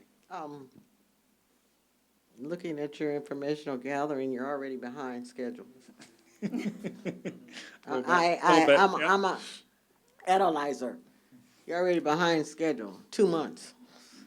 Well, Or we've been more. working on, we've been working on a few of those things already. Deanna's been doing site visits with Valeska and her team across some of the sites across February, and we had an initial educational specification meeting already. And I think one of our next steps is going to be to schedule the site committees. But yes, we are probably a little bit behind where we would like to be at this point. But the goal is obviously to have all the site committee meetings before families leave for the summer, before we kind of go into the summer period. So You're going to be playing catch up, right? a little bit. Thank you. In regards to the schedule here as well, and the plan that we have to submit to April, I guess. Shouldn't we have our plan in place first before we submit it, or how does that? April could speak to the exact timelines, but you have at minimum essentially a year from when the regulations were approved, which was in the month of February. So at minimum, you have until February 2026, and in many cases, sometimes it's tied to, April said it takes them 2 or 3 years to review your application. There's depending on the different factors, there's a connection to that point in time too. So it may be that you actually don't need to have it done for 2 or 3 years, but there's plenty of time that we have to have it. This will even if this gets delayed by a few months, it's not going to delay anything on the funding side of things. Thank you. Yes, so I think we can go to the next slide if there are no more questions on the schedule. So to come back to the educational specifications, what are the educational specifications? It's a kind of a set of expectations for the facilities at each school. That is what it is. What the document is setting is just setting guidelines and standards, minimum, that are expected to happen across the board for each type of school, elementary school, middle school, or high school. They are developed by meeting with a committee of stakeholders. And in this case, we met with the directors of elementary and high education, the facilities and security teams. And that we've had the meeting about the elementary schools, and that's kind of what we went over. We started by looking at the previous set of educational specifications and reviewing what was still current and what wasn't, and how to move forward. we're still in the process, but that is the idea, that once we finalize the educational specifications document, we will have a guide that can facilitate how we develop the master plans, because then we will have a benchmark of where do each of the sites, where do they want to go, and how do we get them there. I think it's important to talk about the approach to equity. This graphic is, I think, very revealing, because equality is not the same as equity. So the idea is that there is currently a gap between the current existing facilities and where we want to be, which will be determined by the educational specifications. And the purpose of the master plan is to bridge that gap, and that might mean that some schools might need more than others to get there in an equitable way. That's kind of how we define it and see it. Next slide, please. So I think this is more information about the educational specifications, just kind of to define what they are and how they relate to the requirements by the California Department of Education. They actually are required when you submit a project, a school project for constructions, you are supposed to also include your educational specifications. Because they need to define the enrollment. There has to be kind of a correlation between the curriculum and your facilities, and also determine the type of spaces you have, the number, the size, the function, and the general characteristics. So it's also an opportunity to define some design standards. What is your vision for the learning spaces? I think if there are no questions on the educational specifications, I will move to the next slide. Go ahead.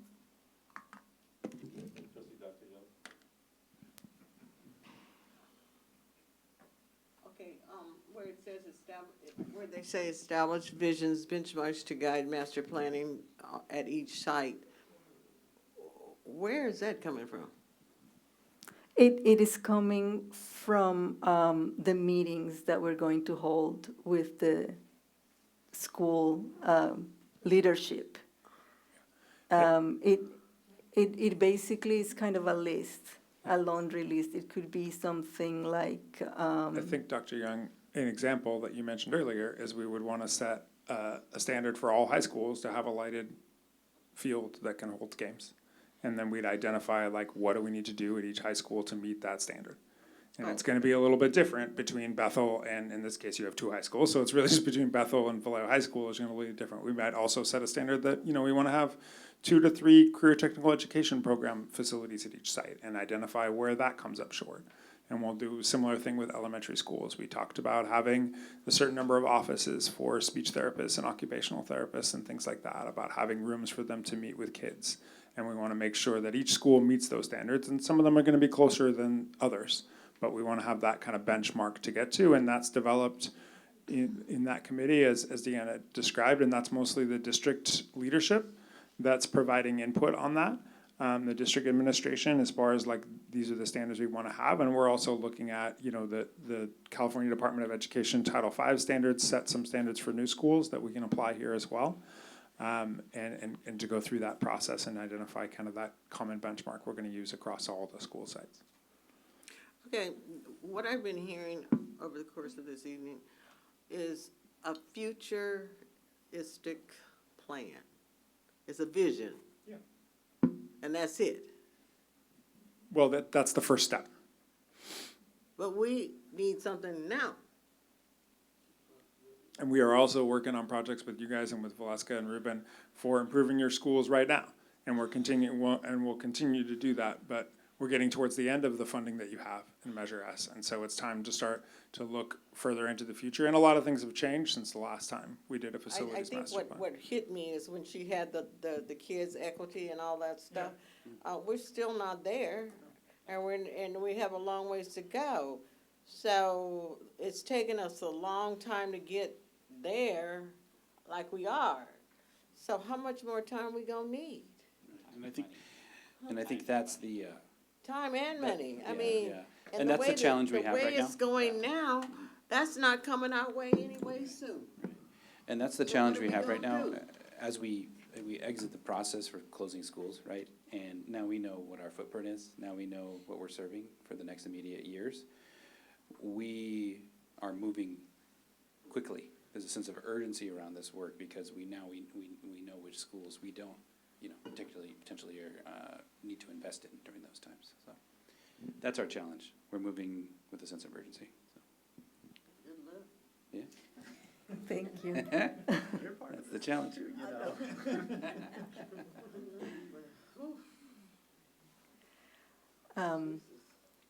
There is a portion, the master plan is done with community engagement. So I think this is really to go over how that community engagement happens.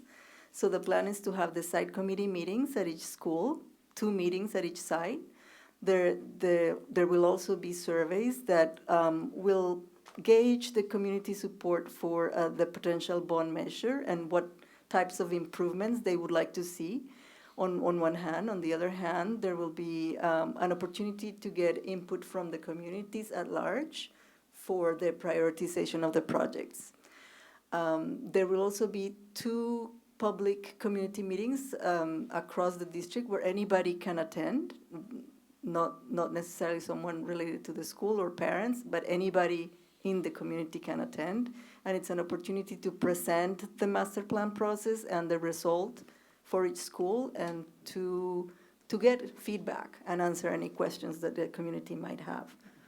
And then there's also the board meetings like the one we're holding today. So we will be continuously updating you and getting your feedback. That is the process. Trustee Dr. Young?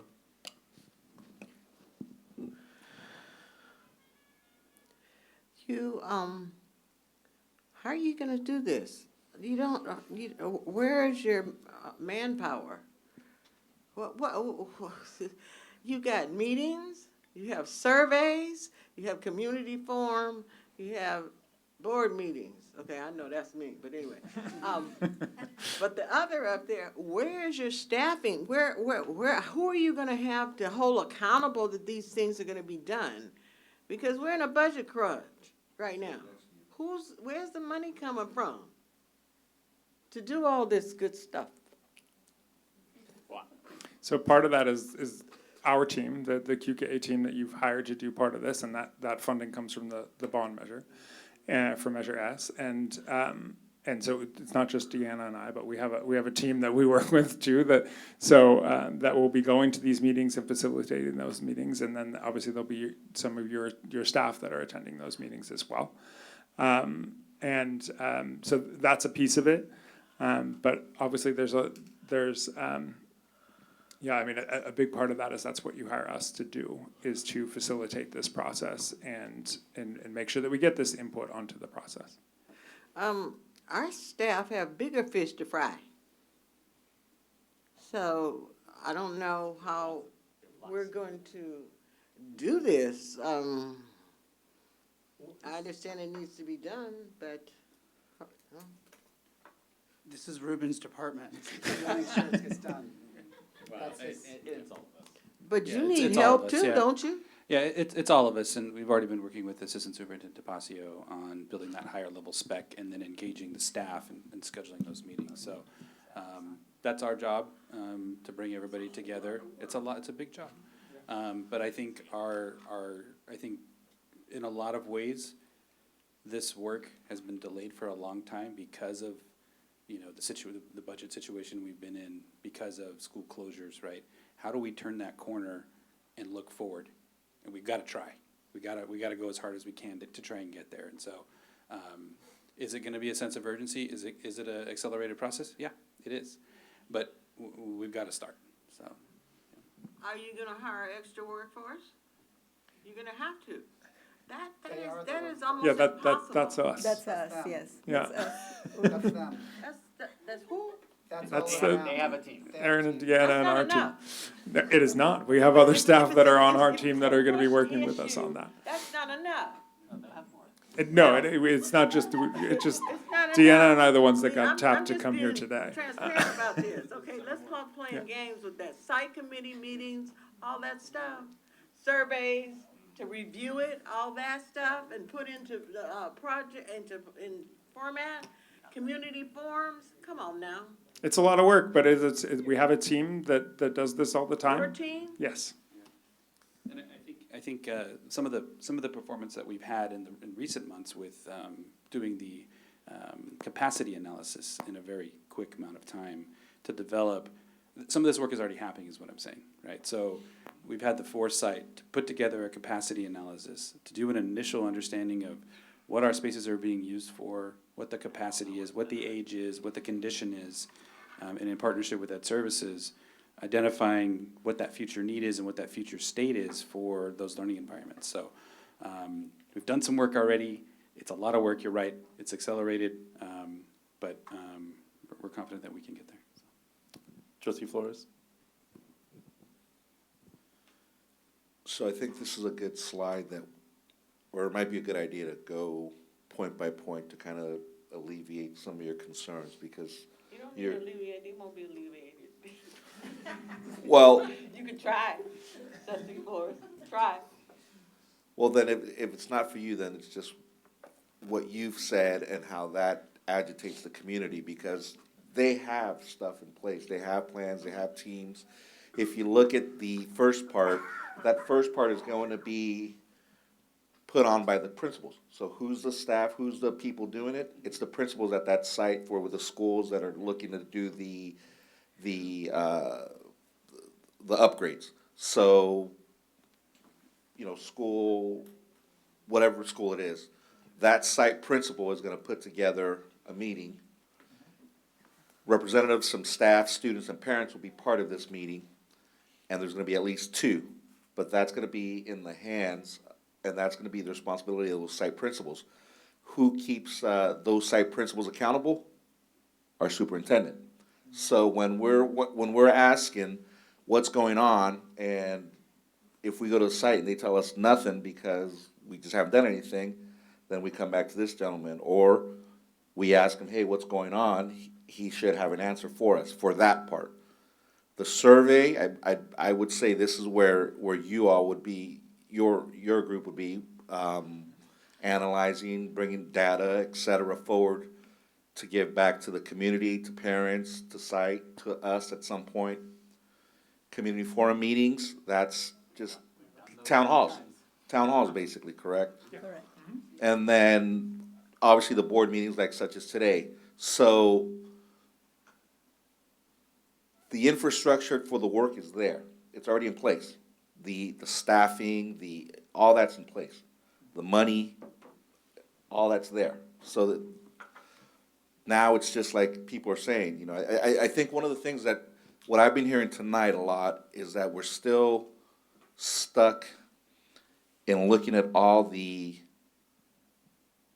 mistakes, the issues of the past. We get that. We already know that. You know, we were talking about how, what are we doing now for the future? What we're doing right now is the same process that was done in, what was it, 2012, 2014, to get us to this point in 2026.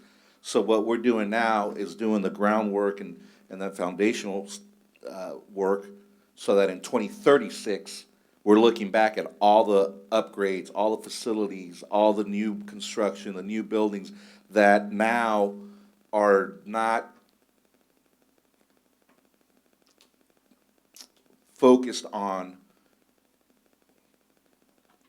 fixing the Band-Aids and the stuff that was put off, but now we're at, I would almost say, we're kind of at even. We've broken even, so to speak, from all the stuff we've done prior to. So now we actually get to look forward and plan through this process for what we're all wanting to do, you know, newer classrooms, more upgraded, a CTE program, an auto shop, you know, things like that. So, yeah, this isn't gonna be for tomorrow, for even for next year or 2 years from now. This is for 5, 10 years down the road, and this is what we're planning for that. So I think that that's what we need to remind and let the community know and the parents know and the folks that are listening right now. I mean, I think the community knows all the mistakes and all the errors and all the drop balls that have occurred in this district over the years. So now, here we are, and who do we look for, we as a board, who do we look to for accountability? Our superintendent.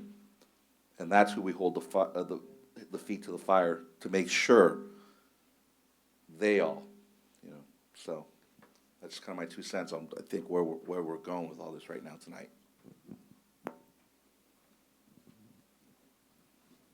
Thank you for breaking it up and explaining got- it that way. We've got about because that's 15 exactly, minutes. yeah. We got about 15 minutes. Okay, to go really quickly on what an example of the final product, what it will look like. This is from another school, but this is kind of what the document will look like. There will be a summary of the current conditions, and that will be per site, and then there will be the facilities plan. Next slide, please. So the current conditions for each site, we will have an assessment that is very high level, that will have these categories on the left, and a number that kind of explains, how good or how much need there is for improvement. So the red, of course, is it needs a lot of improvement. The green is it needs less improvement or is adequate. So we have these categories on the left, which is what we use to do the assessment. So we've been looking at the technology, the building finished materials, the building systems, the lighting and the electrical systems, the environmental quality, safety and security, and code compliance. And we also look at educational appropriateness. So we have all these categories, and that's how we assess the current conditions. And then we just give kind of a general summary of the challenges that there may be in that particular site and the opportunities for the projects. Next slide, please. Oh, sorry. Go ahead. Trustee Fox? I understand this completely, but I would like emphasis, Ruben, I want you to make sure there's emphasis when it says lighting and electrical systems. Mm-hmm. With the copper theft we've had through the years that put us back every time hundreds of thousands of dollars, closing schools for a week or two because our copper is stolen again. I want to make sure that that line item, electrical, that we have enough cement cages or steel cages that whoever coming from around California that thinks we're easy to come steal from us, that we're proactive. We're not keep wasting money on fixing Band-Aids. That when you do that item, since we're a target in the Bay Area for copper, I want to make sure that we make it so they can't come to us anymore. They might come to other places in Vallejo, but we're going to have steel and concrete. They're not stealing our copper. They're not closing our schools.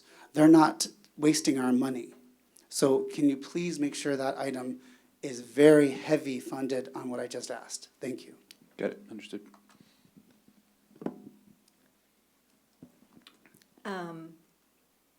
So for the other part, which is kind of the facilities master plan proposal, then we will have a site plan that looks at the potential projects or the projects that we deemed is what is needed to get to that point defined by the educational specifications. So there can be, for example, minor modernizations, which is what is light, kind of like that light purple in this plan.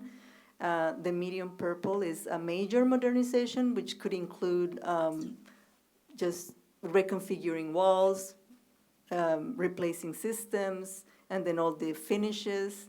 A minor modernization would perhaps be more like a focus on the finishes. And then in the dark blue, there's like a replacement building. So these are kind of the types of projects and the level of detail that the plan will have. It will just be kind of an explanation of what we mean by minor modernization or major modernization, and an explanation of what the scope of work, high level, will be for each project. Next slide, please. And then we would go into the specific projects, and just kind of on the left, you see what we call the indicators of quality. This is a numbering system or a scoring system that we have arrived by. There is a calculation, and it's like a complex calculation. We don't have it here, but we have arrived at it by providing a weighing score that we expect the board to give us the weighing score. And then from the meetings with the community and the staff and all the other stakeholders, we have also given kind of a score overall of how important is that project. And that combined then gets us to the indicators of quality. And so you have a number that hopefully helps you make decisions on which projects to prioritize. And then you have the actual budget number, which is also high level, but it also gives you the dollar amount of what will that project cost to make the decisions. Next. So the next steps after this meeting is to finalize the work plan for the master plan based on your input today, to update the contract to reflect the updated scope of work, to schedule all the site committee meetings, and to schedule the educational specifications committee meetings. Those are the next steps. I think. Great, yeah. And a couple questions. Trustee Fox? Yeah. Can I ask a request? Since our district, for me, with a priority, definitely, of course, safety. Each site has to be the most safest as possible, and that's what we've done to try to protect, and hopefully now closing the street in front of Vallejo each day, Vallejo High. But the safety concern to me is the best at every site. What can make the site the safest at every site? But then I want to talk about, can we have these meetings have a focus on what makes us so great? For instance, can we also make sure that our facilities will have the best means to teach art, be it music, dance, whatever type of art? Trades, like Trustee Flores said, if we can find a way that our high schools can have type of shops, that's a mindset there. Like we've talked about for sports, that our schools have the best facilities for sports, to the children have their niche, either if it's music band or sports, whatnot. For engineering, do we have the best facilities for engineering? Do we have the best facilities for STEM and science? So to me, when you have these meetings, I also want to focus on, I've been hearing people say, oh, I want a magnet district, I want magnet schools. Well, then, if this is the opportunity and time to make sure if we can put our money to have the facilities, make sure that they have the capacity for first safety, then hopefully all types of arts, all type of trades, sports, engineering, STEM, like I said.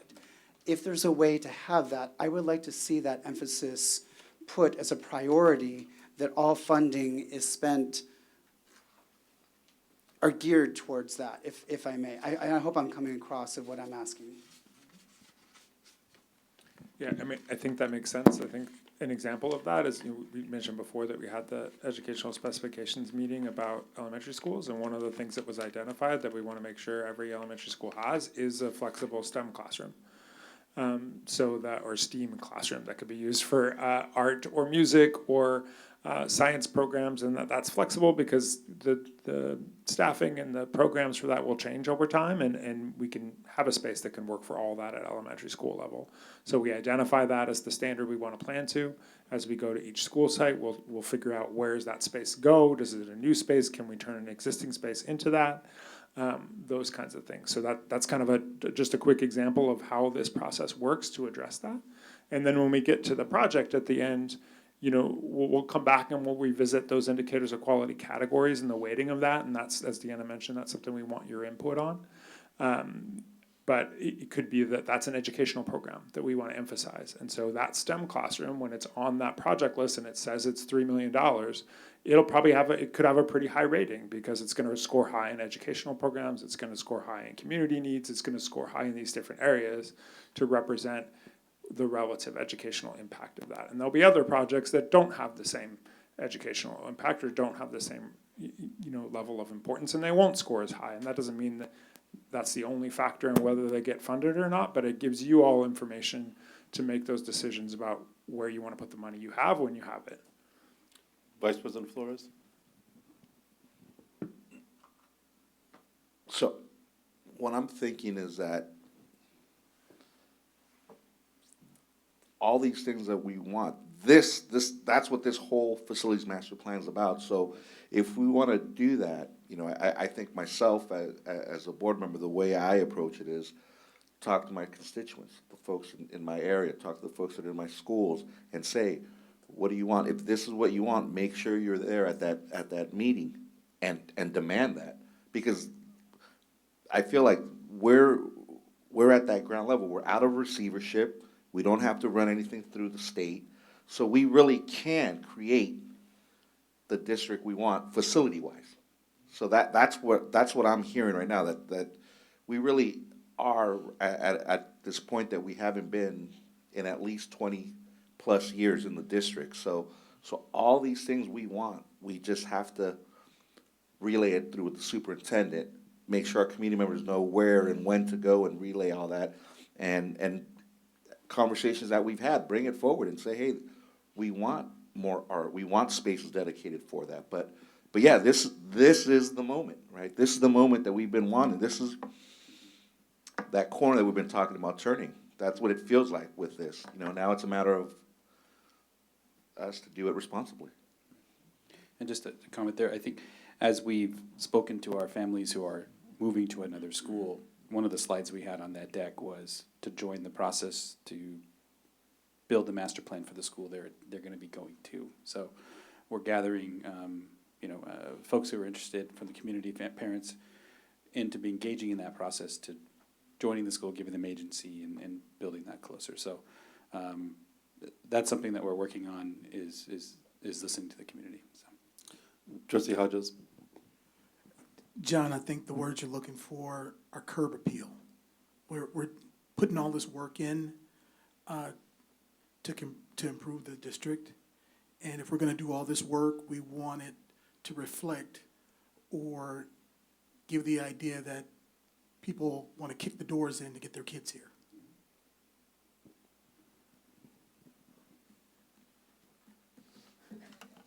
Oh, and to answer your first question, George is going to address safety. He's got a slide.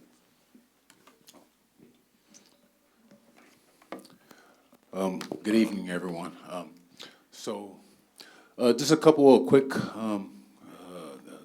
topics. We're looking to enhance our access control, advanced screening and visitor management. We want to modernize our intrusion detection, enhancing the camera sensor infrastructure, and then after-hours security coverage, kind of going back to what you have mentioned earlier.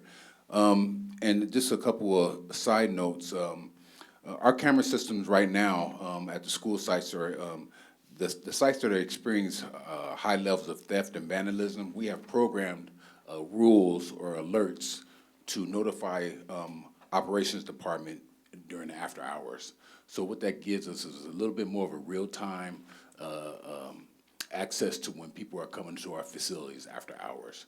And it has, recently we've had a couple of issues at a couple of our facilities, and it has kind of curbed that activity. So we need to, take that to the highest level possible.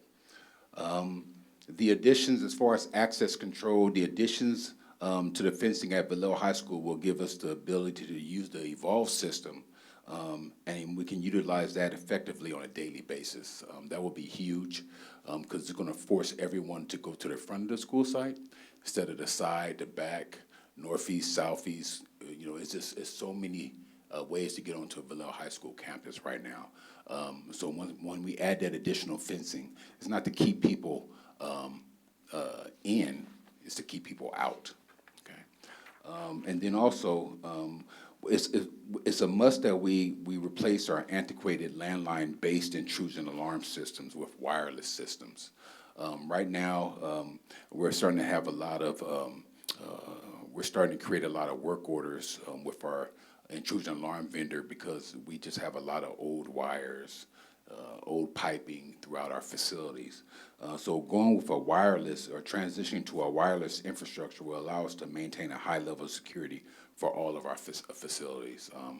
I met with VPD today to talk about some of those issues that we're having with theft and vandalism, and they're really on board to assist us, and I was appreciative of them coming to my office, that collaboration, but we really need to enhance our security. I really feel that has had a Band-Aid for many years.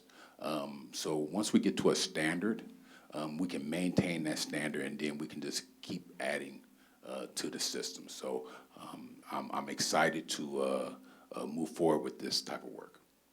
All right, thank you. Thank you, Director to speak. Any questions on safety? The other item that I wanted to facilitate a very short discussion. Oh, I'm sorry. Question over here. I just want to Apologies. suggest, when it comes to, when you're talking about the intrusion system and upgrading it to wireless, and I know I spent almost 19 years in the Army in a couple of different positions, and one thing we learned the hard way is that if you rely too heavily on one system, it could fail you. And I know in the current situations, engaged in war and conflict, some of the systems they're using, the wireless ones, can be jammed. So I would suggest considering a hybrid system, where you use both, where if one fails, you got a backup, something like that. No, definitely. We would explore all options. The one good thing about wireless is that it's a quicker fix. For example, if a system goes down, we have our vendor come out. With the landline, it's really difficult because I'll use Hogan, for example. When we recently improved that system over there within the last year. And when Valeska and her team went through, it was landline. So when they were doing the roofs and things of that nature, things just happen, right? So that facility became, the intrusion alarm just inadequate. So we went wireless there, and especially with the auditorium over there. And now we have no problems with that. But I do understand what you're saying. There are negatives to every system, but the one key point is with the wireless, they can just assess that immediately. We get real-time notification if a sensor goes down or if somebody opens up our facility illegally. So there are some benefits to that. Yeah, I hear you. Just keep in mind that people are pretty sophisticated. And you set up one system, they figure out how to take advantage of it. So, Superintendent Aurelio? Just before we move off the safety thing, question. I didn't see it on the list necessarily, but I know it's something we've been talking about and there's been a request of locking mechanisms in classrooms, right? Internal locking mechanisms. Right. I know in our country with the sheer number of school shootings, that became a real push for our schools for adults to be able to lock classrooms from the inside. Yeah. I don't want to lose sight of that. Yeah, on the list. Access control covers locks and doors, and so one of the challenges we have is standardization across the district. I think we're coming off being a 22 school district to a smaller district. It gives us the opportunity to really look at what our key system is, having some redundancy with both physical and digital access. And then kind of integrating that with the overall safety and security cameras as well so that they're talking to each other. And so we're looking into that right now, getting some good feedback from our partners on the teaching side of the house and the classified side of the house to see what that looks like. So we are looking into that. So George, you have anything to add? And I'm also working with Irene Reynolds, risk manager for the school district, and we're going to do a pilot at Stephen Manor Elementary with some a door lock mechanism that we've seen at some training earlier this year in Turlock with I believe it's a vendor named KSL. They've done training, workforce training with the district. So we're gonna purchase some, use that as a beta test, and then see if we can implement that at all our schools.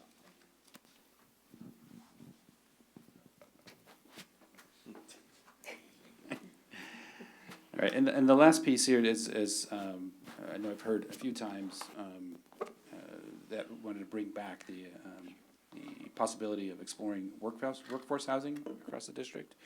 Yeah. Trustee Fox.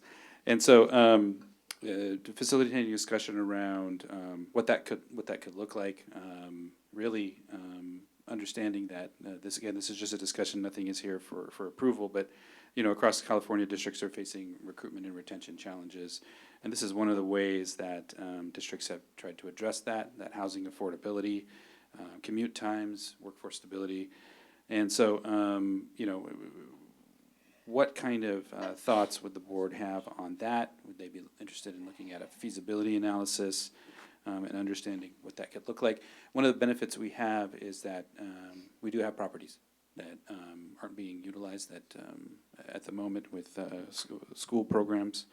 And so that's an opportunity for us to leverage that land in a way that doesn't impact us with a large capital commitment up front. Something that we could build in so that we can end up owning the property at the end of the cycle, but also offer affordable housing for our staff. And so it's a big project to undergo, but just wanted to get some thoughts from the board. Trustee Fox? I brought this to the 2x2 a few months ago. When we went to CSBA's annual conference, there was classes about this, how districts through California are using their surplus property to have workforce housing, not just for teachers, but also for fire, police, and so forth. When I discussed this with the city, or Mayor Source, they were extremely interested because they're having trouble also with recruitment of law enforcement and fire department. So they also, but there's also could be grant or money or ways to partnership with the city for money. But the danger point when I went to the classes last December, that as long as the district's not the landlord, that is the key, was a key point takeaway was the district cannot be the landlord. But far as the funding between the state of California, the city of Vallejo, and the school district, it's a joint ventureship. And that joint ventureship, not only that I brought when I talked about it, I introduced it, was also, I wanted it to be a model for Vallejo to show other cities. Yountville just did this. Yountville had a special tax, and Yountville now has their own because the citizens actually are funding it. Here will be a different model between the state, the city, and the school district. But I think it'd be a great model for Vallejo in a positive way going forward to show, let's use these properties in a great way. And I know the city's very interested in that. So that's where this all started and came from.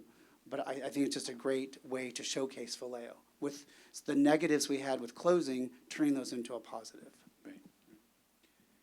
And what we're seeing in just some initial research is that every city and every community is very, very different. And partnering with a group to kind of identify and assess, what the opportunities are, survey the community, understand what the needs are, taking a look at a demographic study, a salary study to understand what's the affordability, right? And then bringing that back. So that's an option. There's a lot of models out there. We're not the first to do it. There are models that are showing some success. And so perhaps those are places to look for similar communities where this could benefit us. So.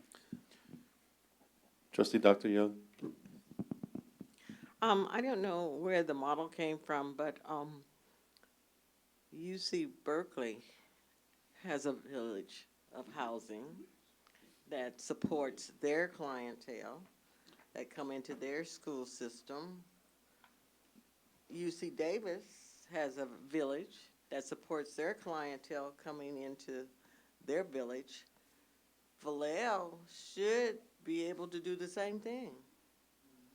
That supports the people for sustainability.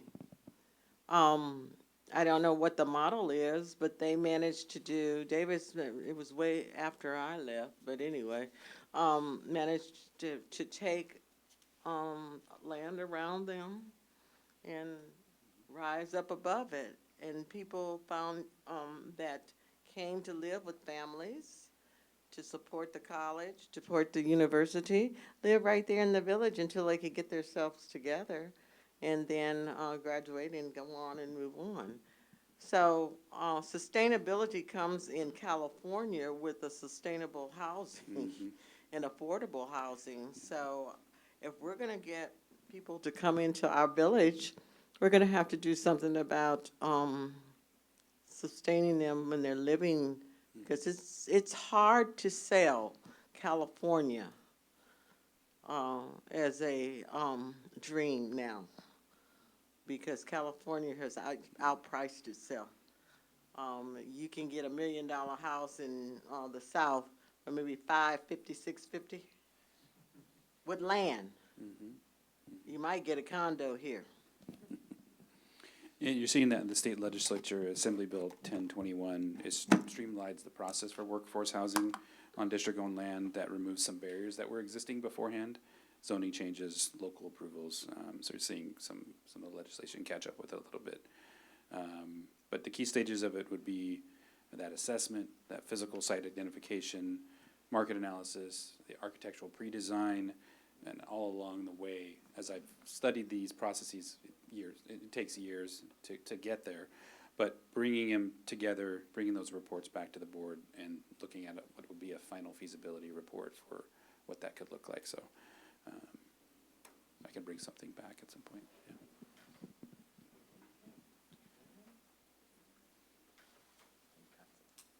All right, so that was a lot. Any final questions? I think we've got some great feedback and notes.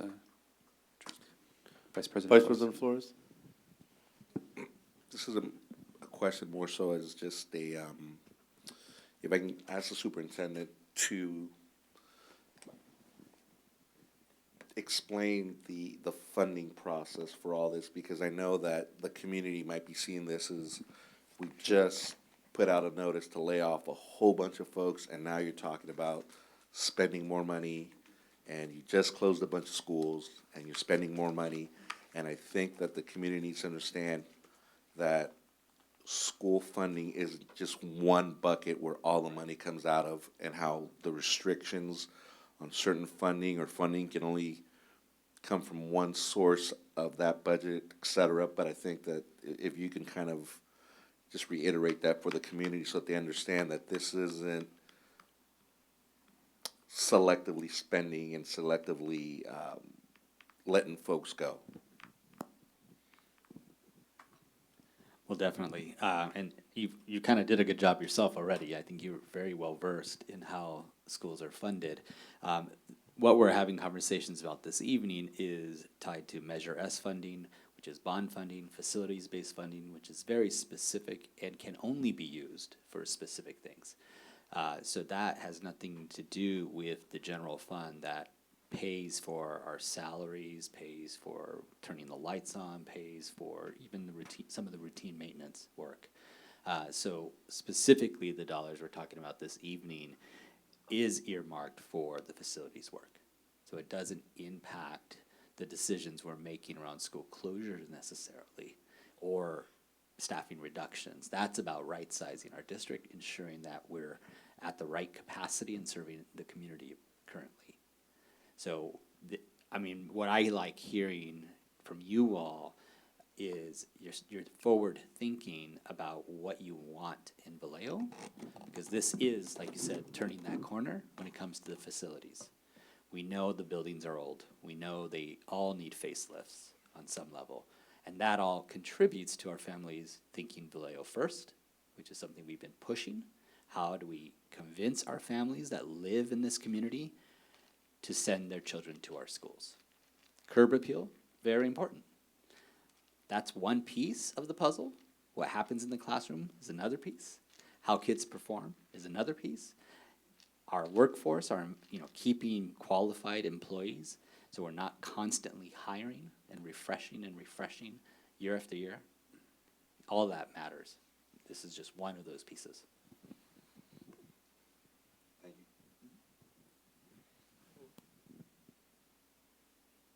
you. I want to thank QK Architects for coming out, Director Tisby, Director Hims, for their contributions today. Thank you. Thank you, everyone. We're now at item 5, announcement of upcoming meetings. No, I don't have a question. To all of you guys here, you did a fantastic job. Even though I have those questions, those hard questions, but I analyze things and then I, give it to you. So, you were on point and everything, so don't go second guessing yourself, okay? Tonight, just go have, a good evening. So just a couple quick announcements on meetings. We do have our next 2+2 meeting tomorrow, 4:30 at the City Hall Chambers. Right after, for trustees and community, we have the AAPN Black History Month Showcase at Vallejo High School. So please join us there. The next regular board meeting, just to note, at the previous meeting, we did make an adjustment to the calendar. That next board meeting, which typically would be on a Wednesday, will be Tuesday, March 10th. Just to make sure your calendars are adjusted. Tuesday, March 10th. And part of the purpose for shifting our meeting date to Tuesday is so that we would be available to attend the Solano County Office of Ed board meeting on the 11th, because they have a topic that is really pertinent to our district, which is inter-district transfers, and we want to be there and available to speak to. Having concluded all the business on our agenda for this evening, we have reached item 6. This meeting is officially adjourned. Thank you, everyone. It's 7:12 p.m.